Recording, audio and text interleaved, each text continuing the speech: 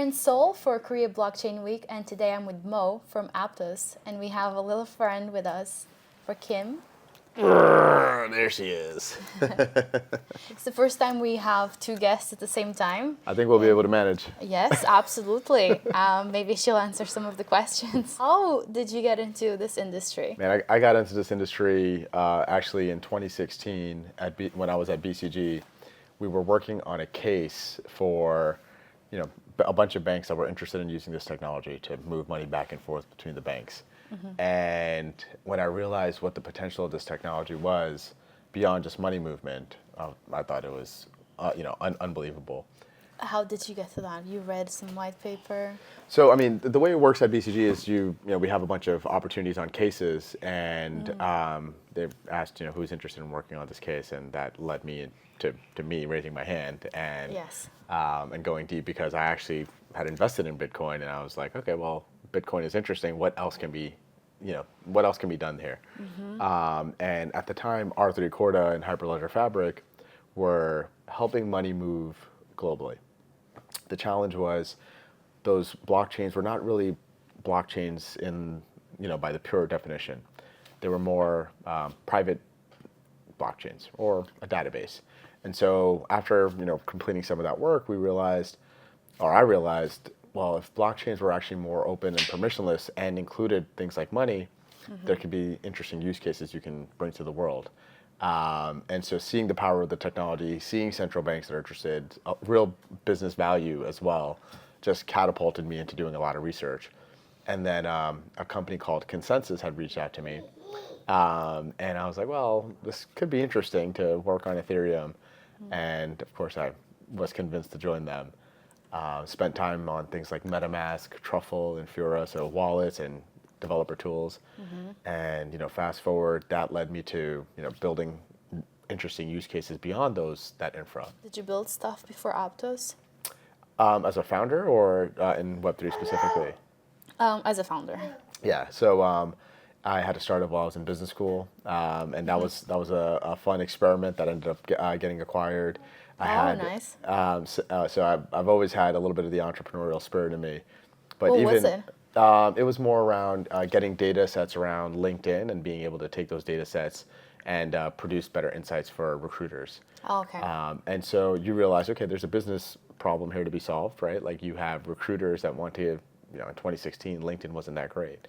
And so if you could take, or actually it was, back to 2014, if you can take the data on LinkedIn, create some better insights and package it to recruiters, you're going to make their lives much better, right? It makes it easier for them to find the right candidate. Yeah. And of course, for candidates, it makes it much easier to go through the recruiting process. So that was, always focus on what are the problems that you can really solve. Yeah. That led me down to, eventually founding Aptos at some point. So how did you arrive to the idea of Aptos? What happened that triggered this idea and triggered motion? It's a great point on motion. Actually, I think motion is really important, and I've been kind of thinking about just movement in itself, continuously opening up opportunities. And when I was building the tokenization platform called Meridio, I realized we were running into a lot of issues. Building financial instruments on chain requires a protocol to be really fast. It requires it to be really reliable, and also continue to scale. We didn't see those things in Ethereum, unfortunately. After Meridio, that was the second company I founded. We started thinking about, or I started thinking about, okay, where will this infrastructure start to mature, similar to how cloud infrastructure has matured over the last 20 years. And we, Facebook had reached out, and I was, okay, this is interesting. Their view of building a blockchain and making money move around the world seamlessly. So if you're in London, let's say, and you want to send money to New York, that money can be moved even in WhatsApp in a very simple, message interface. Yeah. That's powerful. That creates a lot of value for both of us. And so I joined Facebook, and that project was known as the DM, or the Libra project. Oh yeah, I remember this. And so we were building our blockchain, we were building a wallet, and we were building our own stable coin. It was a very tall order. And unfortunately, we were unable to launch that project inside of Facebook. But we kept moving. Motion continued to take place, right? And we realized this technology has a lot of potential. And as Facebook was rebranding to Meta and focusing on the metaverse, we thought, well, this is an opportunity to take this technology to its next level outside of the walls of Facebook. Yeah. And so we worked very closely with folks inside of Facebook and found a path forward. And my co-founder, Avery, who was at Facebook for 10 and a half years, and our CTO, we realized we both wanted to take this tech forward. And we got the green light, and fast forward, here we are. We raised $200 million in our seed round, led by A16Z, with investors like Coinbase, PayPal, and many others. What year was this? This was in 2021. Sorry, no, this was, 2021. That's right, Okay. yes. And then we launched our test nets. It was a good year. It was a good year. It was a good year. 2021 was a very exciting time because you saw challenges in existing protocols like Solana constantly going down, and people realizing there is demand for reliable infrastructure. And who else better to bring that infrastructure than folks building it inside of Facebook for 4 billion people. Yeah. And so, going to, not only on the point of motion and movement, but there's no linear path to like founding Aptos. It was, just continuing to move the ball forward and seeing the opportunities and ultimately getting to the point where we are today, where not only have we raised funds, but we have a network that's one of the most performant networks in the world. For the people watching that are maybe thinking of becoming founders in the industry, how is it different to be a founder in, say, like Web 2 versus Web 3? It's very different. I mean, if you think about Web 2 founders, we are, at the time, really focused on product market fit. And there are no such things as tokens involved in Web 2 products. The industries in Web 2 are sort of established industries that move a little bit slower. So there is a sense of marginal benefit that is associated with Web 2 that changes the way I think founders behave, investors behave, even users might behave. Even business models are kind of often talked about in SaaS terms, right? Web 3 creates new economies. From the ground up. They're disrupting these industries at their fundamental core. Take something like ride hailing, where someone like Uber might be connecting ride hailers with a supply of drivers. Where today, on chain, you actually could create a protocol where these inventory of people that are driving vehicles or taxis can connect directly with the end user without having to go through an Uber interface. You can create an oracle for dynamic pricing. Yeah. And Uber charges a lot for those drivers and the fees, right? And so if you can create these protocols for ride-hailing, you would disrupt the ride-hailing industry. And so these new economies require deep thinking and understanding of not only the technology, but also the business models that could be disrupted. And we haven't even talked about, imagine Uber had a token, for example, in all of this, where you can govern the protocol itself on how dynamic pricing might work, for example. And so I think what happens in Web3 models is completely new. And founders have to be thinking about new models, new business models that challenge the existing ones. They then have to be brave enough to create these protocols and get the right group of folks around them to build these products or build these protocols and the user interface. They have to think about tokens that might govern these protocols as well. And then, of course, finding a user, imagine going to Mia and saying, hey, using Uber may be convenient today, but it's not fair to your driver. Right? There's a real business problem worth solving here. And if you can highlight all of these things and have that depth and move incredibly fast, you can probably be a very good Web3 founder. Where do you see it going? Because there's obviously like how things were back in 2021, let's say. It has changed so much today, and it's only been 3 years. How do you see things going from here? Because now we have like AI at play. There's obviously like other things that have emerged, like modularity. All of these building blocks that start emerging unlock like new worlds. Yeah, how do you see it going from here? Yeah, so it's an excellent point. I think from let's say Ethereum was the invention of smart contracts to like where we are today, right? You finally have, well, you're seeing challenges for sure. If you're a developer building in in the EVM stack, for example, you might have a lot of dependencies on layer 2s, layer 3s, a lot of associated components within that stack. And that makes it, again, we talked about what makes a Web3 developer successful. Navigating all those things is a lot of complexity if these founders are trying to solve business problems. You wouldn't have to worry about that if you're deploying your product or application on Google Cloud or AWS. And so when we were building this blockchain inside of Facebook, we looked at the EVM stack. We also looked at other protocols like Solana, for example, where we saw a lot of inconsistencies on what developer experiences should actually look like at scale. If you want to build the future Uber or a new, DePIN product or a new DVIN product, you need to make sure that the infrastructure is incredibly reliable. It's safe, it continues to scale, you're doing upgrades to the protocol, improving performance, and costs remain reliable. And you're sitting side by side, amazing developers and builders who are pushing these things forward. And we didn't see those things inside of Facebook. Fast forward, that's what led us to building Aptos, of course. So now you have infrastructure that is incredibly powerful. I'll give you a perfect example of that. The throughput that we support is incredible. We did, there was a game that launched on our protocol about a month and a half ago, and they produced 500 million transactions on our network in 24 hours. In 24 hours? In 24 hours. I mean, and if you compare that, the next best of that is 50 million transactions on Solana. What was it? It was a game that had every transaction of that game was recorded on chain, so you can show proof of the transaction, basically. Got it. Right, and so where other protocols have, they start to slow down when so much people are transacting, their costs start to go up, or sometimes the network just goes down, and like we saw that recently with some of these protocols, and so. You have Aptos, which gives you incredibly reliable and powerful infrastructure, so you can build these types of games or new economies, and we're obviously very excited about that. And all these transactions, by the way, they cost 1,000th of a cent, right? And so, some might say, okay, well, if a transaction on Solana costs this or on Ethereum costs that, like, well, I'm not willing to actually put my game on chain, right? And so now, providing not only really reliable infrastructure, but also making sure that infrastructure is incredibly cost efficient is super important, and we're incredibly excited to have that at Aptos. For people that are just joining the industry and they want to figure out how to move around, when they hear about Aptos, what is it that they need to know?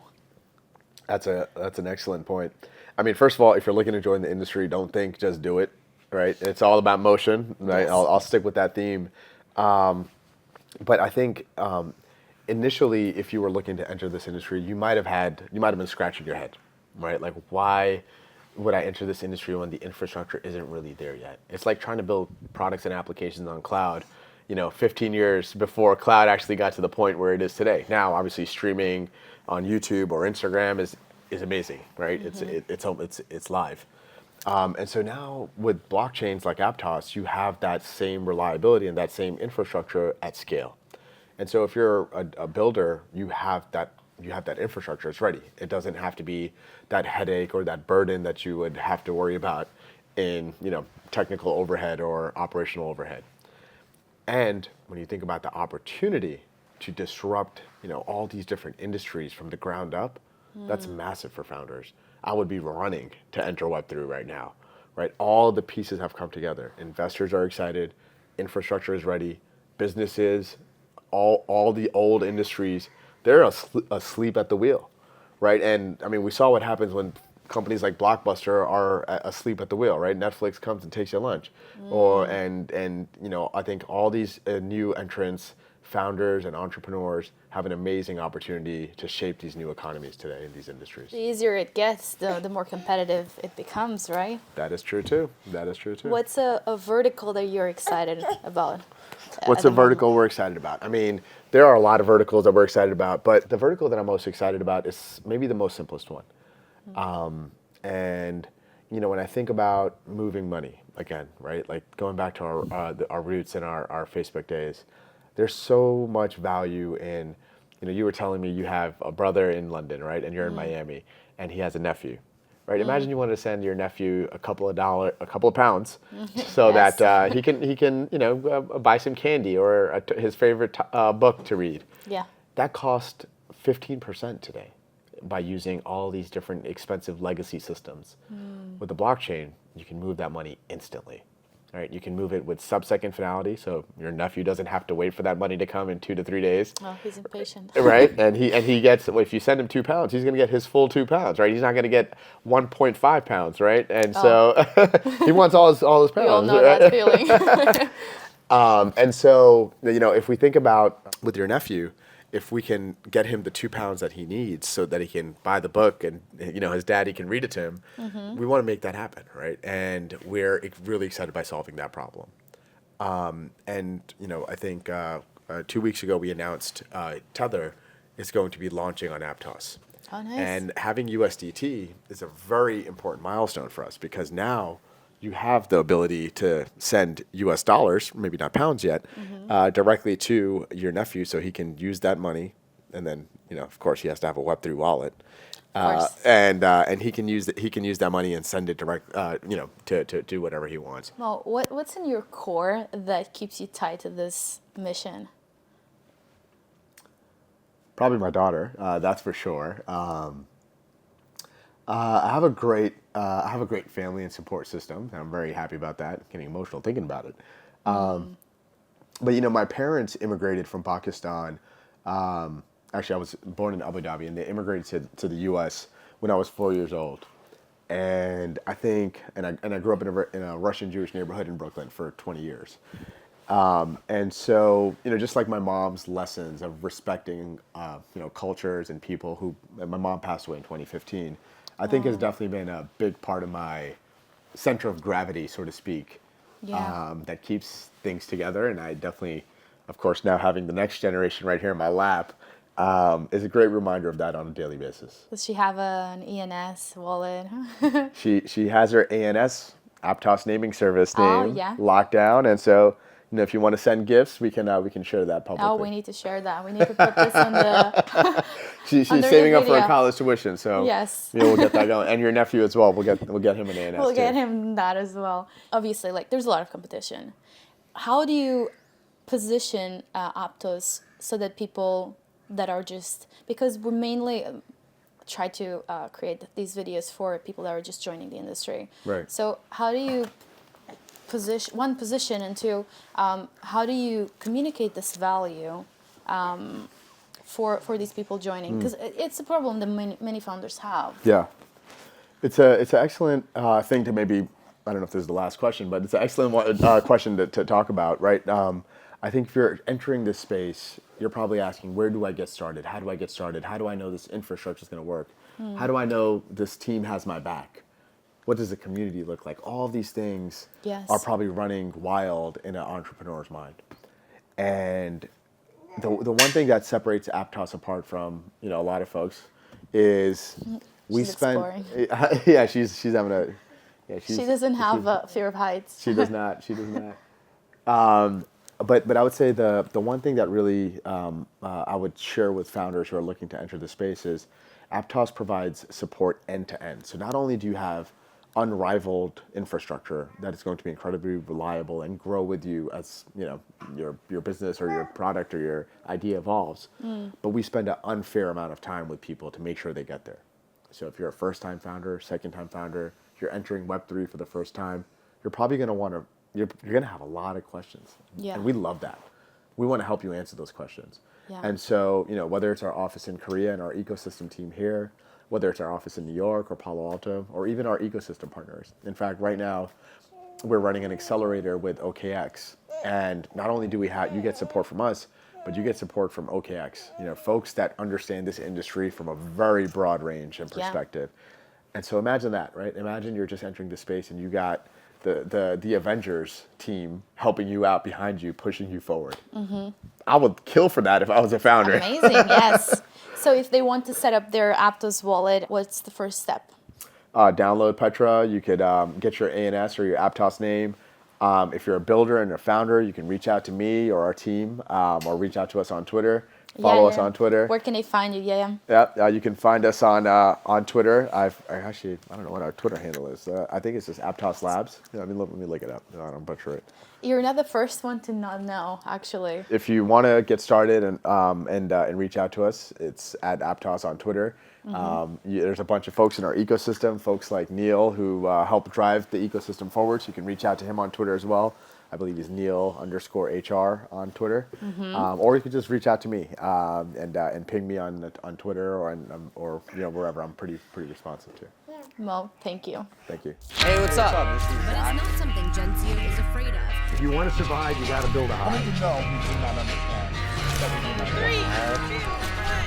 Ladies and gentlemen. Get back at the Genzio Media House. Awesome. Well, thanks so much for joining us today.